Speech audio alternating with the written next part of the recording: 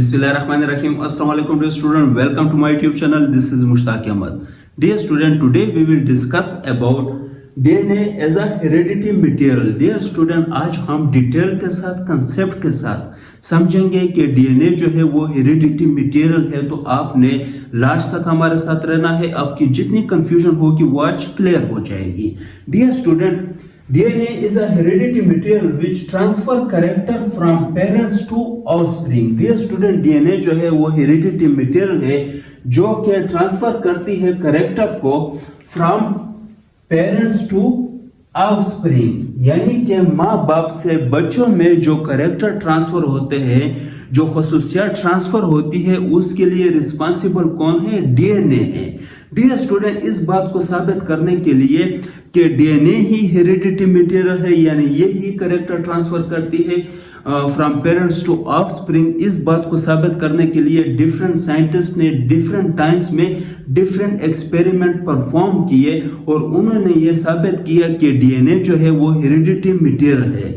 No dear student, आज हम इन experiments को वन बाय वन डिटेल के साथ कंसेप्ट के साथ समझेंगे।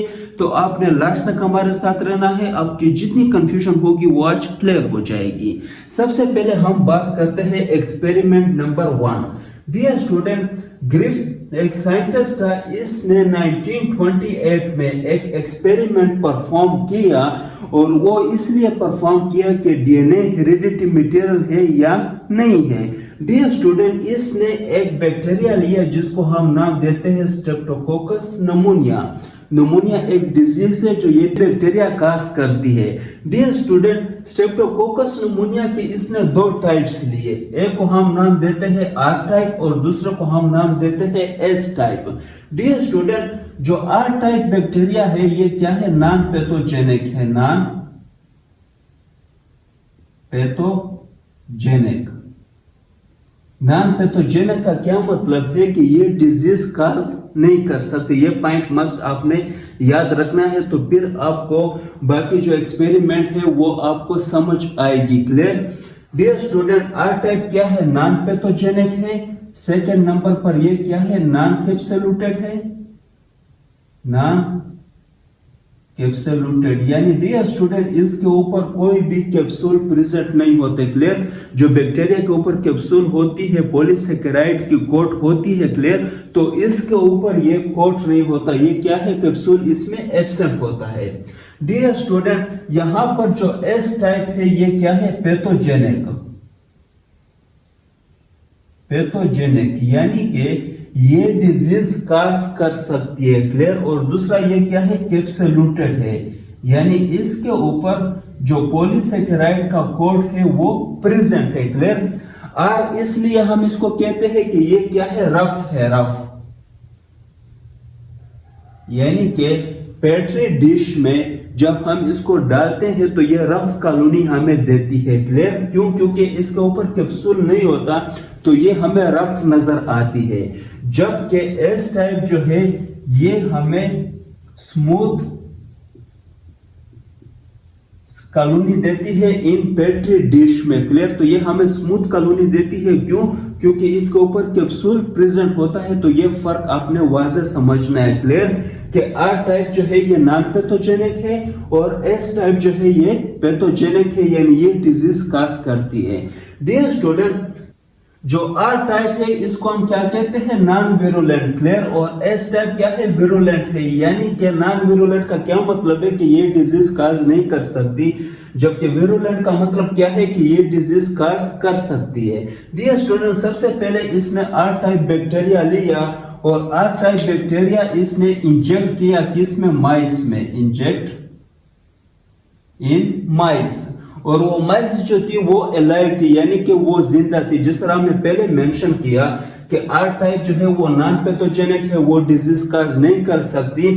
तो यहाँ पर माइस जो है वो जिंदा थी क्योंकि इसने कोई भी डिजीज इसमें काज नहीं की थी। सेकंड नंबर पर इसने एस टाइप लिया और एस टाइप को हमने कहा था कि ये क्या है? पैथोजेनिक है, यानी कि ये डिजीज काज कर सकती है।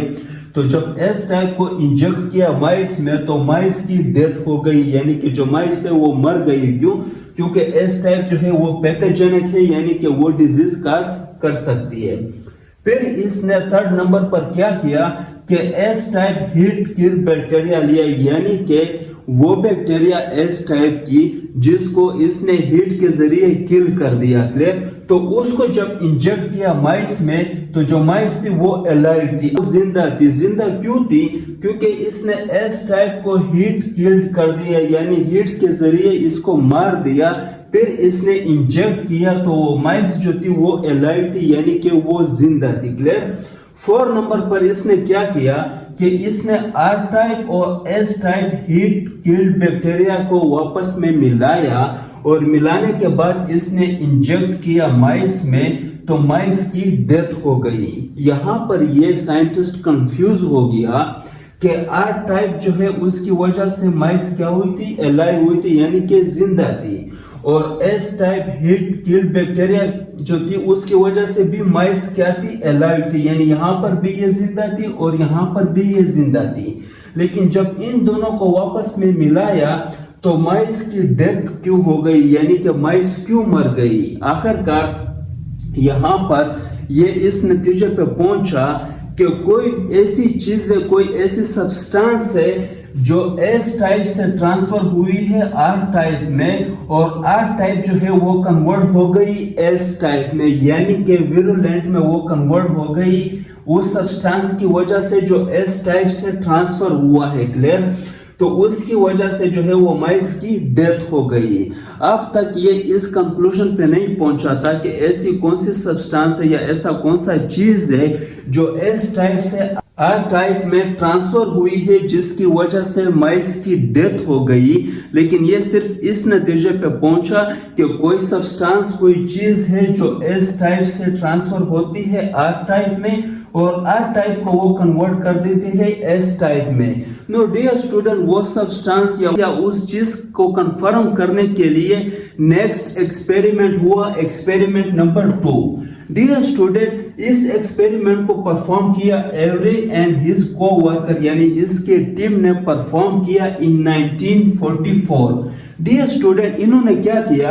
इन्होंने आर टाइप और S type heat kill bacteria को लिया, उसे रिमूव क्या कर दिया? रिमूव प्रोटीन 99.8%, यानी उसमें जितने प्रोटीन था इन दोनों में, आर टाइप में और एस टाइप हीट किल्ड में जितनी प्रोटीन थी उन सबको रिमूव कर दिया। क्लियर? उसके बाद फिर इन्होंने इंजेक्ट किया माइस में, तो माइस की डेथ हो गई। फिर इन्होंने क्या किया? आर टाइप और एस टाइप हीट किल्ड को मिलाया वापस में, फिर इन्होंने इसे रिमूव किया क्या? कार्बोहाइड्रेट 99.8%, यानी इसमें जितने कार्बोहाइड्रेट थे वो सारे रिमूव कर दी। क्लियर? अब ये कंफर्म करना चाहते थे कि वो कौन सा सब्सटेंस है या वो कौन सा चीज है जिसकी वजह से माइस की डेथ हुई थी और एस टाइप हीट किल्ड से वो सब्सटेंस ट्रांसफर हुआ था आर टाइप में। अब इस सब्सटेंस को, इस ऑब्जेक्ट को फाइंड करने के लिए इन्होंने ये एक्सपेरिमेंट किया। क्लियर? दूसरे नंबर पर इन्होंने कार्बोहाइड्रेट रिमूव किया, फिर उन्होंने माइस में इंजेक्ट किया, तो माइस जो थी उसकी डेथ हो गई, यानी कि वो डाइड हो गई। क्लियर? थर्ड नंबर पर आर टाइप और एस टाइप हीट किल को जब इन्होंने मिलाया और उनसे रिमूव किया क्या? लिपिड को इन्होंने रिमूव किया 99.8%, यानी जितने उसमें लिपिड थे वो सब रिमूव कर लिए। फिर इन्होंने माइस में इंजेक्ट किया, तो फिर माइस की क्या हो गई? डेथ हो गई। क्लियर? डियर स्टूडेंट, 4 नंबर पर जब इन्होंने आर टाइप और एस टाइप हीट किल को वापस में मिलाया और उससे रिमूव किया किस चीज को? डीएनए को। यह बात मस्ट आपने याद रखना है। क्लियर? उन्होंने रिमूव किया डीएनए को 99.8%, यानी जितने उसमें डीएनए थी वो सारे रिमूव कर दी। फिर इन्होंने माइस में इंजेक्ट किया, जब इंजेक्ट किया तो वो माइस क्या थी? लाइव थी। क्लियर? यानी कि वो जिंदा थी।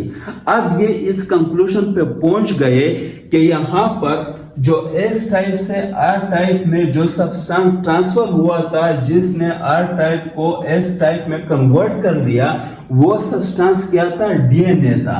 क्लियर? और इसी वजह से जो माइस है वो लाइव है। क्यों? क्योंकि यहाँ पर जो डीएनए है वो सारे रिमूव हो गई। क्लियर? इसमें डीएनए की ट्रांसफर हो रही थी। जब डीएनए की ट्रांसफर हो रही थी तो एस टाइप जो था वो आर टाइप में कन्वर्ट होता था, क्लियर, जिसकी वजह से माइस की डेथ होती थी, क्लियर। बट यहां पर जब डीएनए रिमूव हो गई, क्लियर, तो अब आर टाइप और एस टाइप से जो थी माइस क्या थी, लाइव थी, यानी कि जिंदा थी, क्लियर। अब डियर स्टूडेंट, नेक्स्ट जो एक्सपेरिमेंट परफॉर्म किया वो किसने किया, Hershey and Chase experiment in 1953। Next experiment perform हुआ 1953 में, और इसको किसने परफॉर्म किया, हेर्शे ने एंड चेस ने परफॉर्म किया 1953 में। डियर स्टूडेंट, इसमें इन्होंने क्या किया, इन्होंने दो वायरस लिए, virus 1 and virus 2। Dear student, virus 1 के साथ इन्होंने मिक्स किया क्या, सल्फर को, और वायरस 2 के साथ इन्होंने मिक्स किया किस चीज को, फास्फोरस को। डियर स्टूडेंट, यहां पर एक और बात याद रखना कि सल्फर जो है वो वायरस का जो प्रोटीन कोड है, क्या है, protein code, protein code, clear, उसके साथ ये अटैच होता है। जबकि फास्फोरस जो है वो प्रोटीन कोड के इनसाइड जो डीएनए प्रेजेंट होती है उसके साथ फास्फोरस अटैच होता है। अब ये बात साबित करना चाहते थे कि वाकई जो मटेरियल ट्रांसफर होता है वो डीएनए है या कोई और चीज है, क्लियर। अब यहाँ पर डियर स्टूडेंट, उन्होंने एक पेट्री डिश लिया जिसमें हम कॉलोनी बनाते हैं बैक्टीरिया की, क्लियर। तो उसमें उन्होंने क्या किया, एक पेट्री डिश में उन्होंने उस वायरस को रखा जिसके साथ सल्फर था, और दूसरे पेट्री डिश में उस वायरस को रखा जिसके साथ फास्फोरस था। नो डियर स्टूडेंट, ये वायरस क्या करते हैं, ये जब बैक्टीरिया की सरफेस पर बैठ जाते हैं तो ये प्रोटीन कोड को बाहर छोड़ देते हैं और डीएनए जो है उसको इंजेक्ट करते हैं बैक्टीरिया में, क्लियर। नो डियर स्टूडेंट, जब इन्होंने इंजेक्ट किया तो यहाँ पर सिर्फ वायरस की डीएनए थी इनसाइड ऑफ बैक्टीरिया, से जिसको हम बैक्टीरियोफेज का नाम देते हैं, और यहाँ पर जो डीएनए था उसके साथ फास्फोरस भी अटैच था, क्लियर। तो इससे यह साबित हुआ, क्योंकि फास्फोरस जो था वो डीएनए के साथ अटैच हुआ था और सल्फर जो था वो प्रोटीन कोड के साथ था, तो प्रोटीन कोड आउटसाइड रह गई थी, क्लियर, और डीएनए इसने इंजेक्ट की थी इस बैक्टीरिया में। जबकि यहाँ पर फास्फोरस जो था वो डीएनए के साथ अटैच हुआ, तो जैसे ही डीएनए इसने इंजेक्ट की बैक्टीरिया में तो फास्फोरस भी उसके साथ अटैच था। तो यहाँ पर जो बैक्टीरियोफेज थे उसके साथ फास्फोरस था। तो इससे इन्होंने ये कंक्लूजन लिया कि जो जेनेटिक कैरेक्टर ट्रांसफर होते हैं फ्रॉम पेरेंट्स टू ऑफस्प्रिंग, जिस तरह हमने पहले डिस्कस किया, तो इससे यह साबित हुआ कि यहाँ पर जेनेटिक कैरेक्टर ट्रांसफर हुआ है, यानी यहाँ पर फास्फोरस जो है वो ट्रांसफर हुआ है यहाँ से इस बैक्टीरिया में या फिर इस बैक्टीरिया फोज में। तो डियर स्टूडेंट, मुझे उम्मीद है कि आप सबको समझ आ गया होगा, और अगर किसी को कोई कंफ्यूजन है तो वो कमेंट में मुझसे पूछ सकते हैं, इंशाल्लाह मैं उसको क्लियर करूंगा। Thank you very much.